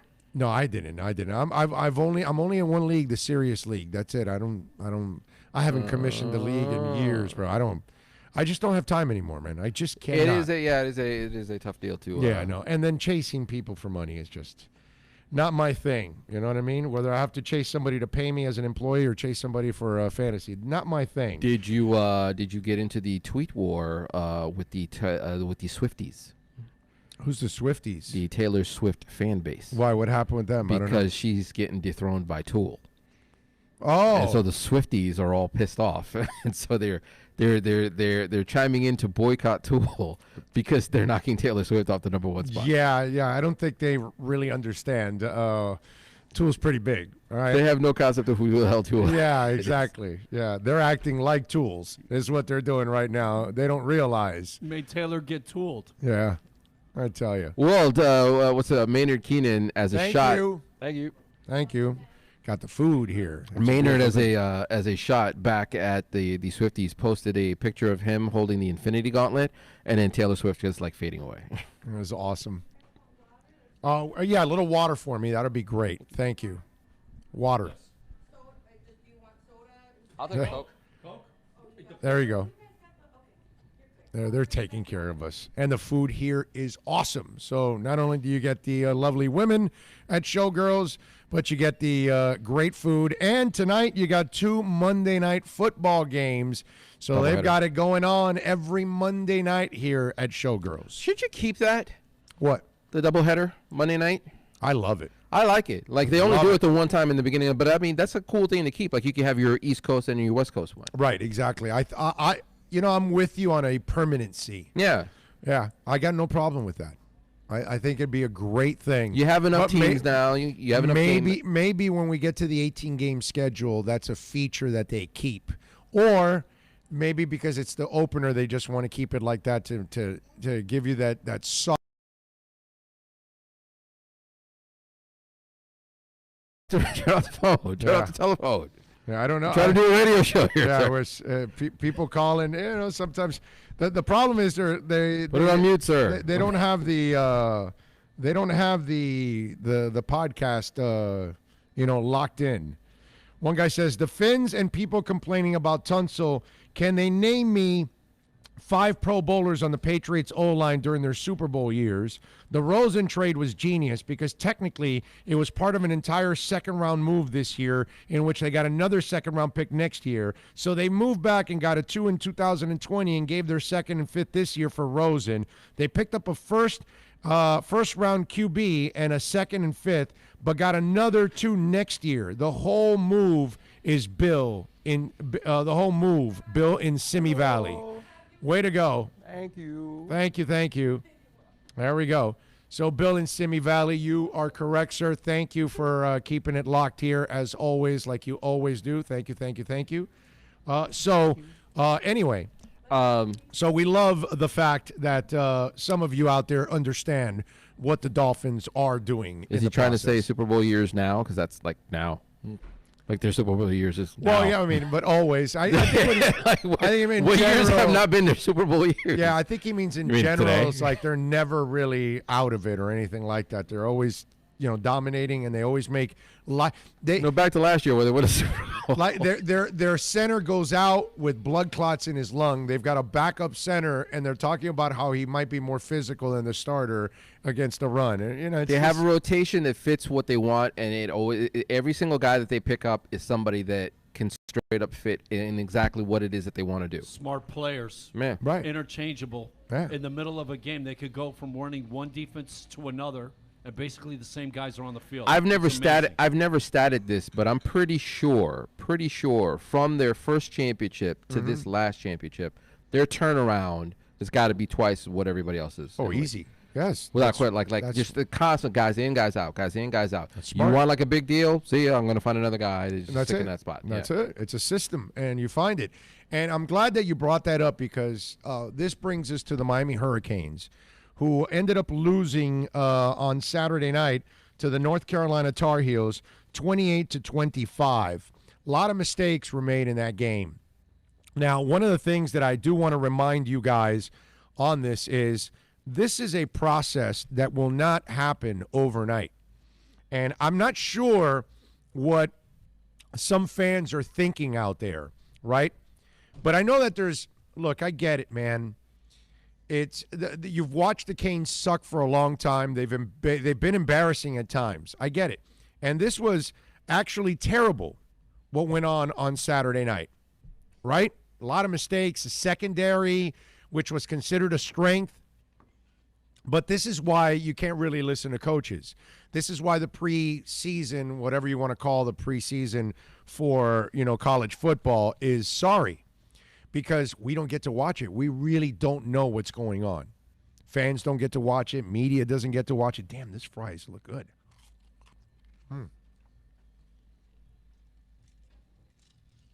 They're hot. They're good. I had to try one. You brought those fries, and they were so good. Damn.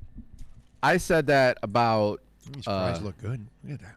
About Tate Martell. And they're good. They taste good. Was like I can't say why Tate Martell isn't starting because I didn't get to see anything. Nobody knows. Yeah, I have no idea. No, but this kid played well. He played well. Jaron played well. But my assumption was that the reason why Tate's not is he can't move like Jaron does, and so that's why he's not back. Throw either like Jaron can.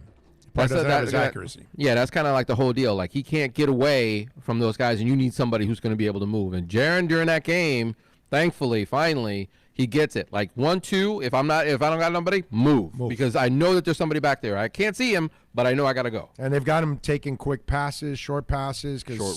Because he knows the line ain't going to be able to wait for a 3-second developing long-distance shot. So smart by the coaches and Dan Enos, and I love it. But let me explain something to you of what's going on, at least in my eyes, with the Canes, okay? It's going to take Manny probably a couple of seasons to turn over the roster and what he needs. And some of you out there immediately go, well, wait a minute. He's got enough talent to beat North Carolina. Yeah, he does. He does. There was only one problem in that game. North Carolina had better football players. There's a difference between talent and football player. And let me explain something. When Manny has his receivers that are not only catching the ball, but they're also blocking for the running game. They're helping out on special teams. They're not committing errors. That's when he's got football players. When he's got linebackers that aren't going to be lining up off sides, that aren't going to be committing stupid penalties, or linemen that aren't tackling people downfield and ruining a 50-yard play. When you have people that are playing with their heads, which they didn't in that Canes game, they made a lot of mistakes. They committed a lot of penalties. They committed turnovers. These are the things you cannot do. Now, that falls on Manny. Now, Manny may not have all the right football players right now. He may have some really talented guys, but they're not great Tate Martell. Tate Martell might be really talented with his legs and all of that, but he's not a great football player. So that's why he's not quarterbacking. Now that's why they got him at wide receiver. And So when Gervin Hall covers better on 4th and 17, then maybe you got a better football player. When he doesn't make a mistake in the end zone at the end of that game, in that final drive, in that losing drive for the Hurricanes, then maybe you got a better football player. Okay? Romeo Finley was another guy who made some mistakes, number 30. I mean, I could just go on and on and on. I just told you about the lineman that just tackles a guy, holding him down, and ruins a ginormous play for the Canes. And it was a good call. They made one penalty in the game, I think, North Carolina. Maybe they had a couple that they missed, fine. But Miami had several more penalties than they did. They made way more mistakes. And that's the problem, folks. So it's up to, and remember, Manny Diaz is learning how to be a head coach. Okay? Mac Brown's been a head coach for 30 freaking years. And this other thing that was contrived by us in the media, not by me specifically, but in the media, and then some fans. Well, Mac Brown fired Manny. It's time for payback. Let me explain something to you guys about bulletin board material. None of that works when the game starts. Because when you're in the second quarter, in the second period, or in the fourth quarter of a game, players aren't thinking, I got to make this play because Manny got fired by Mac Brown. Okay? You guys got to stop with this stupid-ass crap, man. People writing about this, oh, players are going to be motivated because Manny got fired. Bull crap.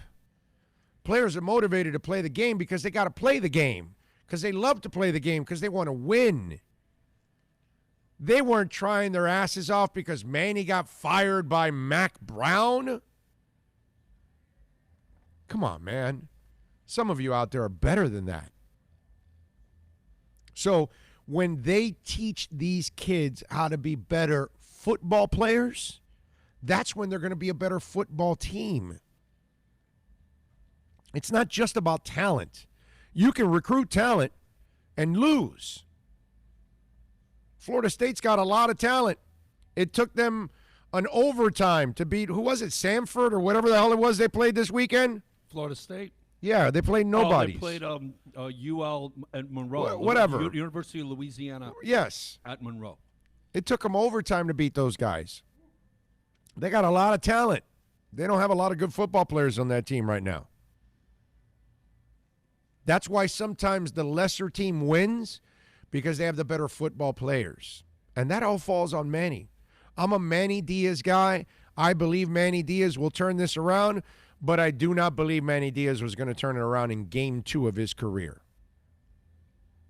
So I will say this. They're not folding the tent. They're fighting all the way to the end of the game. That's something you weren't getting from the Canes under Mark Richt and even under Al Golden. Once they would lose that Florida State game, they would just fold the tent, and that team would give up. They're not giving up. They're just not good enough right now. But that's up to Manny. It's up to Manny to figure out, can I make this guy a good football player? If I can't, I need to cut him and recruit somebody that can.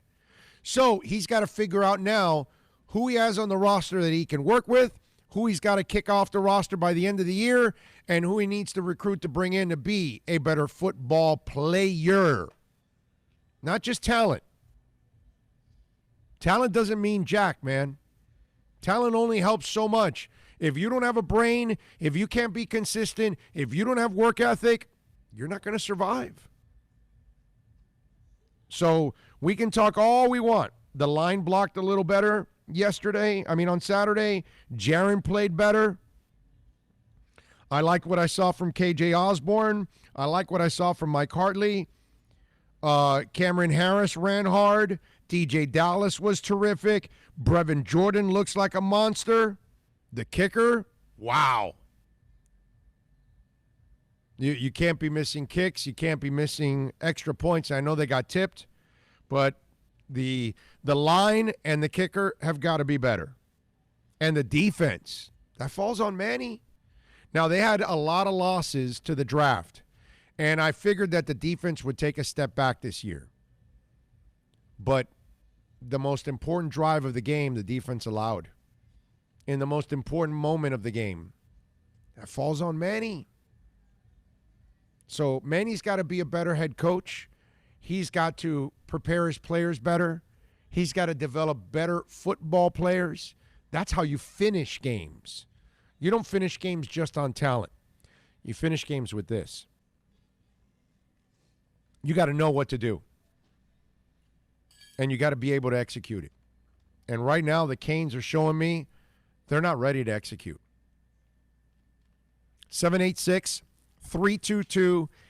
786-322-1105 is the number if you want to get in. That's 786-322-1105 if you want to get in. Let's see what we got here. So glad to see you're doing well and doing your own thing. I've been listening to you for 20 years plus. Keep on preaching about the Dolphins' approach. I'm sick and tired of the mediocrity since Marino retired. They should have done this many years ago. Love the show, Ray from Homestead. Thank you, Ray. Thank you for keeping it locked here on the program. And I figure we're sounding good, too. You can give me the yays or nays on Twitter or on YouTube or on the text line at 786-322-1105. If you want to send it in, I would imagine that we are sounding a lot better there overall. Let's see, what else do we have here? Dolphin player distracted by hurricane will play better this week. The Fish. No, don't think that had anything to do with it. Be prepared for the Dolphins to lose by a bigger margin this week. Okay? Is that possible? Yeah. Is that possible for us to lose by a bigger margin? Oh, my God. It is. Oh. So It you're is. saying their three receivers are just going to be beyond a three-headed monster? Yeah. They're going to kill Miami this week. They are going to bury Miami this week. There's a fantasy tidbit for you. All three of the New England receivers should be in your starting lineup. Yeah. I mean, I don't even know if Brady will play the fourth quarter. I want to say they've been flashing up. This will be a good game to get in the kid. They're getting who? The kid that I loved. Oh, Stidham. I want to say it was against the Dolphins that Brady's got his had the best week one opening ever. Like he threw for like 500 something yards in that game. So it's possible he could top that. Oh yeah. It's possible he could top that in the next game. Yeah. It is also possible that they'd be riding him so bad in the third quarter AB that they gets in the rest game. him, that he doesn't get to it. Yeah, that's true. You know? And so they bring out Jarrett Stidham, who they kept over the veteran. I forgot. Indy signed him. Well, anyway, whatever. So they kept the young kid. And Stidham's got talent, man. I like Jarrett Stidham. I bragged about him at the Senior Bowl. I thought it was an option for them. I really did. You know, that lady's got tattoos on both cheeks. Like her, It's an overall. both cheeks were covered of with art. tattoos. Well, no, it's like an overall thing. Yeah, no, I know, but It's like one big tattoo each going across both but cheeks. each ass was covered totally with a tattoo. I think they were flowers. What I couldn't tell from this distance what they So it's were. like a bouquet. I so- just saw an ass covered with tattoos, and I'm just thinking about the guy that was doing the tattoo. That's all. What'd you do today, honey? Yeah, I tattooed put a an bouquet ass. on some chick's ass.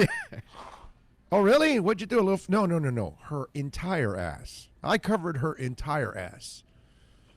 Okay, and that was a nice ass, by the way. Yeah. So you can come see a tattooed ass right here at Showgirls. There. This. Yes. Is that a bouquet on your body? Like, what is the tattoo on the back? On your backside, like, what is the tattoo? Where else can you get that, huh? You're not going to get that on a Is regular that radio flowers? station. What is that?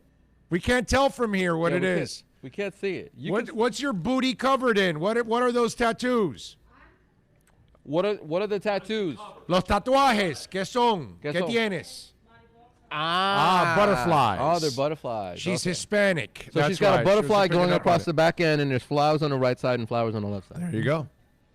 There you go. She's very flowery. There's butterflies flying off her butt. Yes. If you want to see the tattoos, you can come down Yes.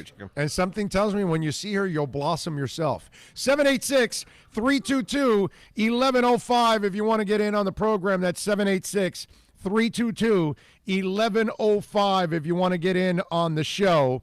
Because, of course, you can always chime in on the text line. And we thank all of you for, I guess, making the switch and listening to us a lot, because we really appreciate it. And it seems like this is the format that people are enjoying, because you get to kind of do your own thing, and then you listen to us whenever you want.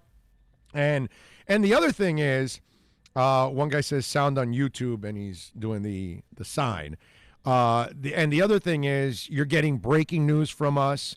You're also getting what's it called? Whenever something happens, Antonio Brown gets traded or whatever, we give you a quick podcast on, and we give you a reaction on all of that. So people have really liked all of that.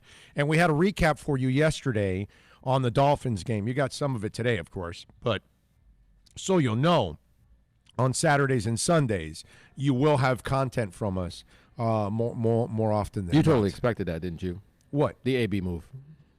Not to the Patriots. I did What? not. No, I did not. Oh, how did you not see that coming? I know everybody guessed it right. I got to tell you, bro, I was completely wrong there. I didn't think he would take a chance on the knucklehead. But then No. Look, But then thinking about it- figuratively, you're correct. I'm talking about usually in sports, stars align. Right. And that was one of those stars align moments. Like, you knew he was going to go somewhere, or that it was going to piss the Steelers off. And sure enough, that's the one place that he could go. That it was going to have, the stars were going to align, and something like that was going to happen. The part I didn't see, okay, is that he goes, all right, I'll get him, but if I fail, I'll keep him suspended and nobody will get him. So Belichick, I think, got him that if it works, great, and if it doesn't, I keep him away from everybody else. And I didn't think about that, because unlike the Raiders For no money. Right, for no money. Unlike the Raiders, who could have suspended him for the rest of the year and screw him over, they didn't. They actually released him. Right. Which the Patriots will not be doing that, dude. Ooh. So I would imagine that Rosenhaus told him, let me tell you something. You go late to these meetings, he releases you. I mean, he will suspend you. He will not release you. You will be suspended for the rest of the year. You will not make one penny off of them or anyone else. No one can I want screw to you warn better. you, if you want to go there, you better do everything he says. And we'll see. I still think he ends up getting cut. No, which in a winning organization like that, he's going to do that. Like, that's the one spot. That's the one spot where you could probably sit there and say he's not going to be the headache, because he can't be the headache. Not on that squad. Hainsworth and Chad Johnson didn't work out. Yeah, but then eventually I mean, that was I know like Randy Moss and I know Corey Dillon and all that, but yeah. there are examples When that you're don't work winning, out. you're happy. Okay, but Hainsworth went to a winning place and he couldn't play, couldn't get it done. And then Chad Johnson also went there. And Chad was there, yeah, but Chad, by the time he goes there, is not Chad any longer. I don't even think Chad could play in that place. Yeah. He was a freelancer. I don't think Chad had the discipline to play with the New I think England Brown Patriots. is fine if the organization is organized, and it's fine. Then he's happy. Like, if the organization is organized, then it's fine. He went to the Raiders. He was getting paid to be in the position where it didn't matter if they were organized or not. He was getting paid. Mm-hmm. But now he's in an organization where everything is organized. There's just too many. It's like Rodman. It's like Rodman couldn't do the San Antonio hijinks when he moved over to Chicago, and he wasn't gonna, because there was no reason for it to. He's in the middle. He's driving a Ferrari. When you're in the Ferrari, you're happy. No, I get you. That makes sense. I grab a fish by night. I just I don't go see off this mic to guy chew all it. of a sudden waking up and getting it. He doesn't come across as that person. Right. That's His instinct I agree. is to be a jackass at every turn, at every point. I And agree. be the thorn in your side. Yeah, but completely he agree. was in two teams where he could be the jackass. He's now on a squad where he doesn't get to be that jackass any longer, and he doesn't have a reason to be that jackass. But he believes that this is the way he needs to be, and that everybody needs to conform to him. You know what? And I still think that he's going to think that, no, Belichick will have to do what I want to do because he went and got me. And if that's the one team that you should never think that, because he's going to go out and win a title without your ass, okay? Gronk would get injured and they still win the title even when Gronk's out. Okay? And they'll go win it this year, and there'll be no Gronk. All right? How many of those little, third option white guys have come in and out of that squad? Look at how clueless he is. That comment about horses and blinders and this and the league doesn't know the talent I am. Hey, idiot. The only reason you're able to get away with what you do is because of the talent you have. That's it. Everybody's well aware of your talent, bro. You couldn't be more wrong. Yep. I can't argue with that. 100% right. So we'll see if he can get in line with the Patriot way. I don't think he's really going to play until like week 3 or 4 anyway. So they can use him this week. They sure don't. They don't need him for the Miami game. No, I know, but this is the game you want to work. Maybe, yeah, maybe when they're smoking, like he can come in there and just like, this is the game you want to work him in and get some plays in. Do you know how many? Got to learn a playbook. He still has how to many learn, mistakes the Patriots can make and still beat Miami by 40? It makes sense. Yeah, totally. You know, they're going to use him 9 route. That's all. Let's get our deep ball timing. Pretty much. What? Outside of X, who's going to stay with him? And so you either got to go. Well, actually, I didn't see him in the preseason. Like, I mean, is his legs fine? Is his feet fine? Well, yeah, no, he's been running. Oh, you didn't watch Hard Knocks? No, yeah, he was running. He's been running. Oh, yeah, he's running. He was running even injured, even when the feet were burned. Right. He was running still, which I was like, I didn't think that was a good idea because usually players that are playing through an injury will create another injury because they're overcompensating for something, you know? And so I was like thinking, man, this is going to happen to him. You know what I'm saying? Especially your feet. But it didn't. Huh? Especially your feet. Yeah, man, that's a sensitive area. That is. Well, that thing and your feet cracking and all that and the burning. Oh, man. No. Yeah. No, I'm with you. It's just, that's some crazy stuff. But I don't think he lasts the year. No, he's going to have his contract. He gets his money. He's going to go out there and get those incentives that he wanted, which was the whole deal right there. And then he'll be back out in the market again next year. No, they have a option. They have an option to keep him if they want. $20 million option in 2020. But that's the option of the Patriots. Right. They're the ones that can exit. So if he plays well, he's not going anywhere. And he'll make $35 million in 2 years. Which is what he wanted in the first place. Right. That's all he wants is the money. Yeah. But will he? And again, look, he could be the biggest. I just don't see it, man. He could be the biggest jerk on the planet. I don't care. If you're in that league and you're making your dough, make your dough. Make your dough because you're not going to make it normally. So make your dough. We all know that and he is what he is. He's always been. But looking at it like outside of the box, there was no way Pittsburgh was going to trade him to New England. No. And him going to the Raiders and all this stuff, did he kind of do this on purpose? Everybody said that. To maybe get to New England? Or he's not smart enough. I'm not believing any of that. That's a little bit too much of farsight for him to have. Yeah, I don't think foresight. Foresight for him to have. Like I don't think he's not that intelligent. No. Okay, the elevator doesn't go that high. It's just too convenient. That would be something that maybe Rosenhaus would think of, but even then, I don't think he was thinking that. No, I don't think so either. In fact, Jay Glazer was reported that Brown was on the phone with another coach when the Patriots committed. Yeah. So they were already working with multiple coaches that were interested in him, and it was probably Kansas City was the other one. And that's probably what New England was saying, like, hey, dude, we got to get him now because if Kansas City gets him, that offense will be unstoppable and we will not get to the Super Bowl because we cannot cover, everybody on that team, the tight end and the two receivers. And AB? Hill and him, wow. And Hill, Kelsey, and Brown? Oh. Now you can take the Legion of Zoom name. You can have it back now. No. I'll let you have that one. You can have it back now if that's the case. That lightning trio. I mean, you got the fastest, maybe second fastest tight end because I think Ingram from the Giants is the fastest tight end, but Kelsey is right behind him. And then you got Brown and I think they're about the Hill. same, to tell you the truth. Ingram's fast, dude. Yeah, but I think they're about the same. He ran a 4.3, bro. Ingram's really, really fast. He's lightning I'll put him quick. eye to eye on that one. Kelsey's the better tight end. Yes. But Ingram he is lightning quick. Really impressive. Vernon Davis, I remember that. Yeah, he's that kind. He's that kind of guy. Fantasy league that was like 260, 6'6", and runs a 4.3. What? Ingram's that guy.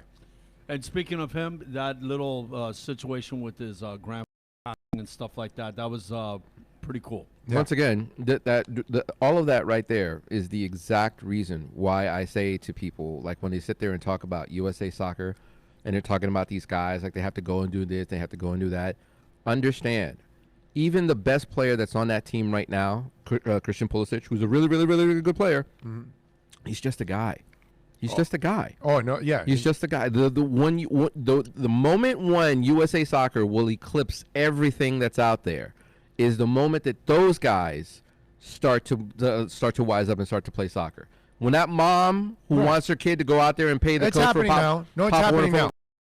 When that guy starts to not go out there and play Pop Warner football, and now he's playing futsal in the winter, we're in that cycle already. That guy right there, that guy that's like 6'5", that's built, chiseled out of stone and can fly like the wind, that Tim Tebow dude. We're already there. We're already there. It's 10 years out. That's the problem. Yeah.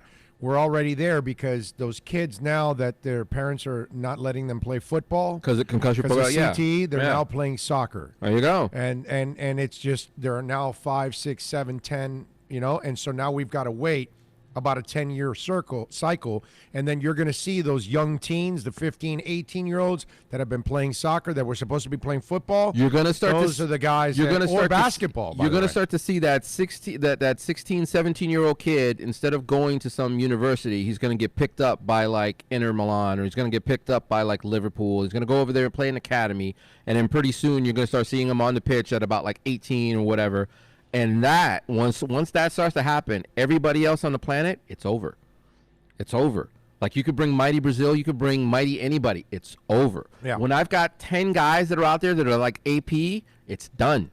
Those guys are just going to track it. Like if you want to understand what that's like it's Ronaldo when he very first started playing for Brazil, and when he very first started playing for Inter Milan, and he was just this 6-foot beast that just ran through everybody. Like he didn't get a step on everybody. He was 4 steps back, would blaze past everybody, and then still score. Right. You're going to have 10 of those guys all on the pitch at the same time. It's over. Right. No, it will, but it's going to take a little while. It'll be like Dream Team basketball. But we're there already because they now see, American kids now see the money. They now know the players because of FIFA and all that stuff. The perfect example was that kid. I can't remember his name. It was over in Jersey where he got signed out of high school, and then one of the guys that is in his high school ended up getting recruited to like a major school. And it's like, you're getting recruited to a major school where you're not going to get paid, and you're going to be there for like the next 3 years before you go into the NFL. I'm going to Germany right now, and I'm driving to the prom in my brand new BMW that I just bought because I just got paid X millions dollars to go out there and play in Germany. Like, that's it. When this little skinny white dude is sitting here making more money than me, that's when it's over. That's when it's over. When the dollar signs come up and mom and dad who's paying that Pop Warner coach for their Pop Warner team to be successful, it's now going to go over to the soccer mom. Like that soccer team. That soccer team coach is going to be the guy that gets paid. Would she let me take a picture of her ass? Maybe. I wonder. Just the butt. Just the butt?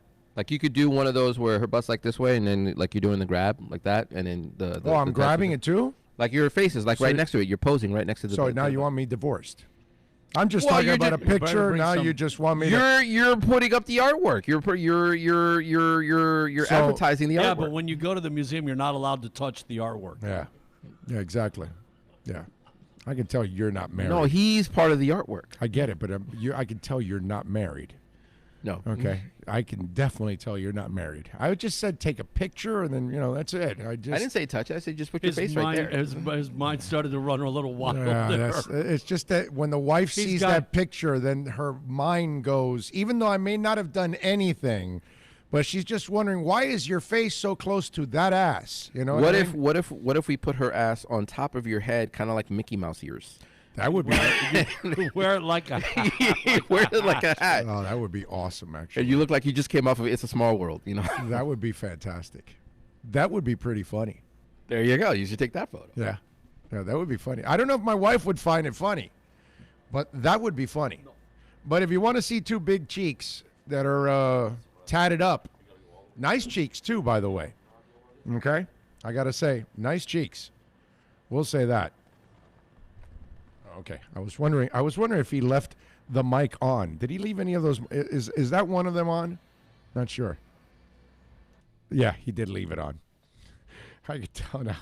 It's way tighter now, the sound. Anyway, If you guys want to get in, 786-322-1105. What are the odds both the Dolphins and the Big O show both restructuring for a better future? I love the new format. Yes. What are you telling me? Lamar Jackson will win NFL MVP is what they're putting? No, he won't. If he plays Miami every week, he can win the MVP. Yes, I think the Dolphins and definitely our show is I can tell you already our show is way better off in this format and with this kind of a combination, all of that. It's always good. And this kind of guarantees us also that we'll all get checks and things, because we got to support our families. So, this is good. This is definitely a positive here for all of us. I think those of you out there that have been following us, I think you're going to enjoy this overall as time goes on. Listen, you get home and you do Netflix and Amazon Prime and Hulu and all that. We don't really watch live events anymore.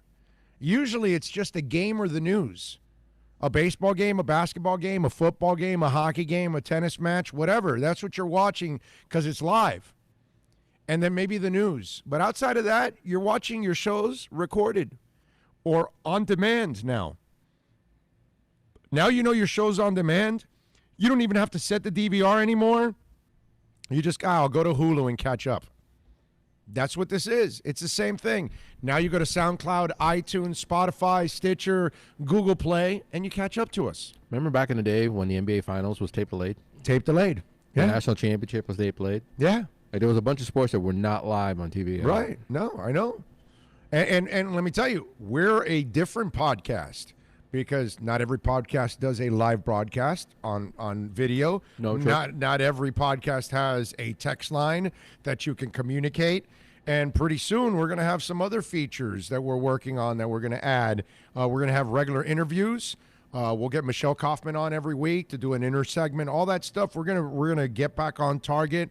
We'll have a Dolphin segment every week, a Kane segment, all of that. We're going to do all of that with writers and reporters locally and nationally, which podcasts normally don't do that on the road. In studios they can do that, but on the road, like we're going to be, it's different. And by the way, if your business wants to be a part of our business, give us a ring, man. Reach out to us on the text line at 786-322-1105, and we appreciate those that have reached out. Ryan Shantz is one of those from CBD Coconut Creek, was one of those that reached out to us, and we appreciate it. We've got another sponsor that we're just about to add to now. Actually, we're adding several sponsors in the next week here to the lineup. So really, reach out to us, 786-322-1105 if your business wants to be a part of it. And, of course, you can also send me an email at orlando@thebigoshow.com if your business wants to be a part of our business and make great business together, which is a beautiful thing. All right. So, Canes-wise, we talked a little bit about that. And to me, it's just going to come down to Manny turning over the roster and getting the right talent on there. We've talked some Dolphins also on here. How about our boy Adam Gase? They were up 16-0, and they end up losing to the Bills 17-16 in that game. Sam Darnold only had 175 yards for the offensive genius. I told you guys that if that line is not doing great, Le'Veon Bell's not going to have a great year. 17 rushes, 60 yards is not impressive. He did have 6 catches for 32 and a touchdown. And I know fantasy-wise, you had a decent day from him overall, but in reality, it wasn't great. Devin Singletary, the former FAU star, had 4 rushes for 70 yards and 5 catches for 28 yards. Not bad. Listen, I'm not going to tell you that the Buffalo quarterback, Josh Allen, was anything special. He had a couple of interceptions. But the Bills were able to come back and win that game 17-16. The Jets kicker missed an extra point, missed a field goal. Did they cut him yet? Did they cut the Vedvik kid yet? I wonder. I would not be surprised if the Jets cut the kicker today. No, just picked up a kicker today. Oh, they did pick up a kicker today? Okay, that makes sense. So Vedvik, I don't know if they did cut him or not, but I expected him to get cut. I would imagine after yesterday. And Adam Gase, the genius, that was just awesome. That was just so awesome. It's watching people hype up a guy that does not deserve the hype. We saw it firsthand. We drank the Kool-Aid the first year. Okay, we gave him the due. Okay, they got there, but then years 2 and 3, he kind of got exposed. Is he not a genius coordinator? No, I don't believe so. No, I don't believe so. I think there are guys who are really great coordinators who are just suck at as head coaches. Now I'm thinking it was Manning that just made him look good. That's all. Because he did all right with Chicago, but it wasn't anything great. And then he had his moment in the sun with Miami in 1 year, but he could not do anything else in years 2 and 3. And he kept telling us that Ryan is the guy and couldn't make him the guy. Right. You know what I mean? Totally regressed. Right. Yeah. And that Colts game when he had touted that this is my guy, and he's pinned up against the end zone, and he did nothing to let his quarterback be free and show confidence in him. He's full of shit is what it is. Yeah. Because Norv Turner, for years, is a really great coordinator. He just sucks as a head coach. Right. Yes. He's exceptional as an offensive coordinator. It's one thing when somebody is picking the talent for you and playing just to make this work, and then you can make it work. But it's a different thing when you have to actually control all that yourself. Yes. No, I agree. Definitely. I can definitely understand. Or that. what's his name? Even Bum Phillips' kid. Holy Moses! Why did his name just get pulled out of my head? Yeah. Damn it. Now I'm forgetting Bum Phillips' kid, but I know who you're talking about. Go ahead. Who for years, everywhere he goes, like he's got a great defense because he's a great defensive coordinator. Then you make him the head coach, and then all of a sudden the team starts to tank. Right. That's why he's just not a really great head coach. No, you're right.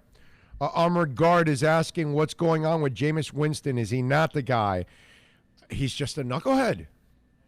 I mean, that's kind of what we saw. And he doesn't know how to make good decisions. And I think it translates to the field. And in college, you can get away with some things because you've got a lot of talent. And in the NFL, we're finding out that maybe he just does not read and react well at this level because he had 3 interceptions yesterday. He did everything you could possibly do to lose that game. Yeah. He did everything you could possibly do to just muck that thing up. Yeah, he was terrible yesterday. And right now, it might just be that he's just a really great college quarterback. I mean, there's a lot of guys that are just that. You're really, really good in college, and then when you come over here to the pros, you're just not. Right. And you know what? Maybe that's who he is right now because that's what he has shown us year in and year out. Look, if Arians doesn't reach him, then that's it. It's over already. Done. Our kid out there in Arizona learned more in 2 quarters of football than that dude has learned in his entire pro career so far.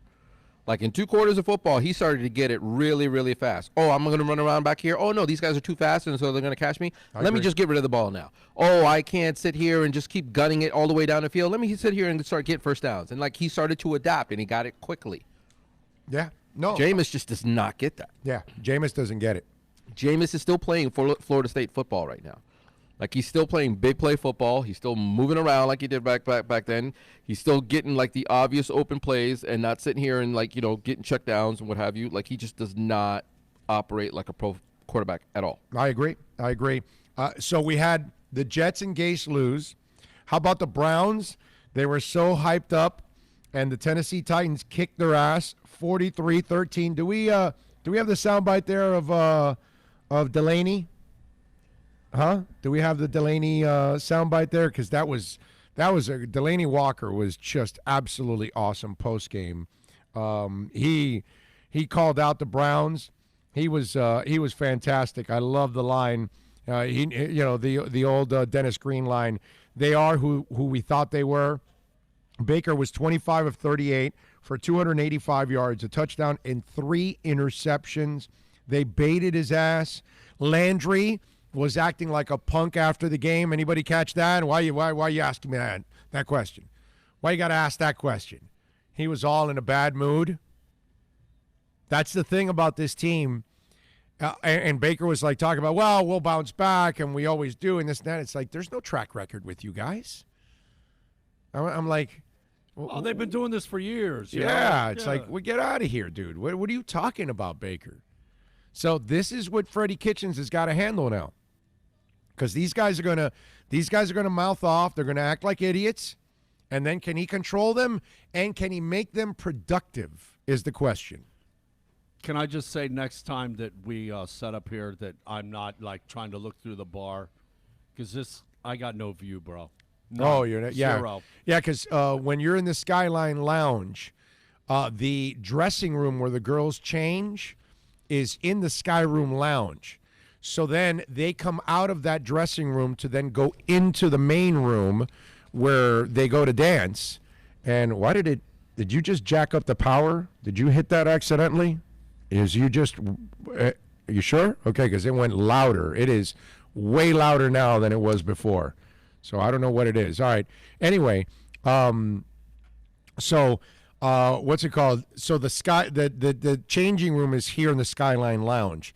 So as they change, they come out of our place to go into the main room. Get it? So that's why it's not a bad thing to actually hang out here in the Skyline Lounge. Yeah, but I'm not Superman. I cannot see through the bar. I have no visuals. Yeah, but nobody's worried about you. Thanks a lot. That's the thing. You know what I mean? They're all laughing at the fact that you don't have a point of view, but I have a perfect point of view, and I get to see everything that comes in and out of the dressing room, which is a beautiful thing, by the way. Just want to reiterate that. Does your wife have a sense of humor about that? Yeah, she does. She has a sense of humor about that. Because I'm just looking. I don't have my face next to an ass. That's a whole different ball game. One guy says Cam Wake. NorCal says it. Cam Wake still looks good. Well, it's Cam Wake, man. The guy has a body like Tom Brady. Yeah. So yesterday I'm watching. How many folks out there did this happen to? Okay, because I know it happened to a lot of Dolphin fans. Okay, because it's been tough for us to be Dolphin fans the last 20 years, right? We've been dealing with a lot of losing. Then we got to look across our division and see that the Patriots are kicking ass, right? And Tom Brady's there. And you know when there's a good-looking guy on television, right? When you're watching sports. Because your wife will walk in, your girlfriend will walk in and say, oh, what are you watching? Who's that? Right? When they say, who's that? You already know, okay, she thinks he's good-looking. So then you got to tell him, well, you know, that's David Beckham. That's Tom Brady. That's whatever good-looking guy you can think of in sports, right? So I'm sitting there watching the game, the Patriots and the Pittsburgh Steelers. Got to be tough to be a Steelers fan, huh? You are completely the Patriots bitch. Anyway, so I'm watching the Steelers and the Patriots, right? And they show Brady on the sidelines without the helmet. Wife turns to me and goes, you know, he looks better now than he did when he was young. And I'm like, okay, there we go. Not only do they tell you they want to bang him, they tell you he looks better even now to bang him than he did back then. She goes, how old is he? And I go, yeah, he's in his 40s. She goes, damn, he's looking better now than he did before. So how many of your wives and girlfriends commented on Tom Brady's looks yesterday? I'll tell you this, you know what was smoking hot? Did you guys catch J-Lo at the beginning of that on Fox on the 4 o'clock game? Oh, J-Lo came out to intro the 4 o'clock game on Fox. What was it? The Cowboys, right? It was the Cowboys-Giants game. And, man, talk about, she's the Tom Brady of women. She looks better now than when she was a fly girl. I mean, it's crazy. So I thought the same thing. So, you know, but my wife wasn't around. So I can tell her, hey, you know, J-Lo looks better now than she did when she was a fly girl. You know, that kind of stuff. Although the thing about women is that they'll agree with you, and then it just takes you right out of it. Like, no, yeah, you're right. She looks great. And you're like, damn it. Because you're not sitting there going, yeah, Tom Brady looks fantastic. Yeah, he's hot. You're just like, yeah, he's Tom Brady. Yeah, he's kicking the Dolphins' ass. Yeah, I know you want to bang him. All right, whatever. You know, that kind of stuff. You just kind of got to live with it and roll with it, right? Not only is it tough enough to be a Dolphins fan, but the guy that's made it a nightmare partially to be because, the other part is our own doing, of course, as a Dolphins team. But the other part is obviously Brady. And not only do you have to put up with his ass, not only do you have to put up with Belichick and the Patriots winning championship after championship, you also have to tolerate your girlfriend or your wife salivating all over damn Tom Brady. What kind of crap is that, dude? That's just unacceptable. Now, would it make you feel slightly better if she just wanted to bang your quarterback of your favorite team? I don't know about that. I'm not sure. I don't know. Maybe. Yeah, no way that guy isn't shooting something. He's working with a quacky doctor that's been kicked off the sidelines. Hey, listen, whatever he's working with, it's working, dude. Okay? Doesn't matter to me. Tell me you don't want to look like that. I want to look like Tom Brady looks right now at 20. I got no shot of it right now, but at least at 20. Ryan Shantz at CBDCoconutcreek.com doesn't have enough CBD in the world to make me look like Tom Brady at this point. But when I was 20, man, I would have given anything to look like Tom Brady right there and then. Right now. Tom Brady now, in his 40s. Make me look like that in my 20s. I'll be happy. I'll be satisfied with that. All right, time to wrap it up here. 2 hours done. This is amazing. Already? Are you kidding me? It's 3:02 already. Is it ridiculous or what? Yeah, we've done 2 hours, and we haven't even gotten into all kinds of other things that I wanted to get into. Yeah, because there's plenty, considering. Yeah, there's a ton of things that I want to get into. I still have some more stuff that I want to talk about with the Dolphins. Still got some Kane stuff that I wanted to talk about. Still want to bounce around the NFL. We will do that again tomorrow at 1 o'clock. Make sure you tune in. If any breaking news happens, we'll also drop a podcast to go along with it. So keep up with it. Make sure you follow us at Big O Radio Show on most platforms, SoundCloud, iTunes, Stitcher, Spotify, Google Play. We also, remember, you can text the show anytime at 786-322-1105. That's 786-322-1105 is the text number. Send it anytime you're listening to this podcast. We love you for the support that you've given us. It has been absolutely outstanding. On behalf of Carlos Piccari, Bill, of course, getting it done here. As always, Scotty and all the great people out here at Showgirls. Really thank everybody out here for your support. We'll see you tomorrow, like we always do, man. Same time, same place, same bat channel, baby. Have a great one out there.